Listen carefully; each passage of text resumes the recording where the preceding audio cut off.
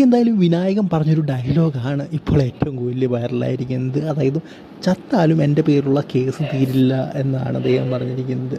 അല്ലെങ്കിൽ അതുവരെയുള്ള കേസ് എൻ്റെ പേരിൽ കിടപ്പുണ്ട് എന്നാണ് ഇപ്പോൾ വിനായകൻ പറഞ്ഞത്. സോ ഇതിനെക്കുറിച്ച് നമുക്ക് എടുത്തു നോക്കാം. സോ ഇതിലേക്ക് പോകുന്നതിന് മുമ്പ് നിങ്ങൾ ലൈക്ക് എന്ന് പറയുന്നത് വളരെയധികം ഇമ്പോർട്ടൻ്റ്. നിങ്ങളൊരു വിനായകൻ ഫാനാണ്, നിങ്ങൾക്ക് വിനായകനെ ഇഷ്ടമാണെങ്കിൽ തീർച്ചയായിട്ടും ഈ ഒരു വീഡിയോ ലൈക്ക് ചെയ്തിട്ട് മാത്രം ഒന്ന് കാണാനായി ശ്രമിക്കുക. സോ നിങ്ങൾക്ക് എല്ലാവർക്കും അറിയാവുന്നൊരു കാര്യമാണ്, ഇപ്പോൾ മലയാള ഇൻഡസ്ട്രിയിലുള്ളത് വെച്ച് വൺ ഓഫ് ദി ബെസ്റ്റ് ആക്ടർമാരിൽ ഒരാളാണ്. അതിൻ്റെ ക്യാരക്ടർ മാറ്റി നിർത്തി കഴിഞ്ഞ് കഴിഞ്ഞാൽ അദ്ദേഹം one of the best actor എന്ന് തന്നെ പറയാം മലയാളം ഇൻഡസ്ട്രിയിലെ.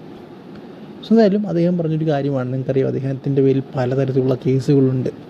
സോ അതുമായിട്ട് ബന്ധപ്പെട്ടാണ് അദ്ദേഹം സംസാരിച്ചിരിക്കുന്നത്. അതായത് താൻ മരിക്കുന്നിടം വരെയുള്ള കേസ് തൻ്റെ പേരിലുണ്ട്.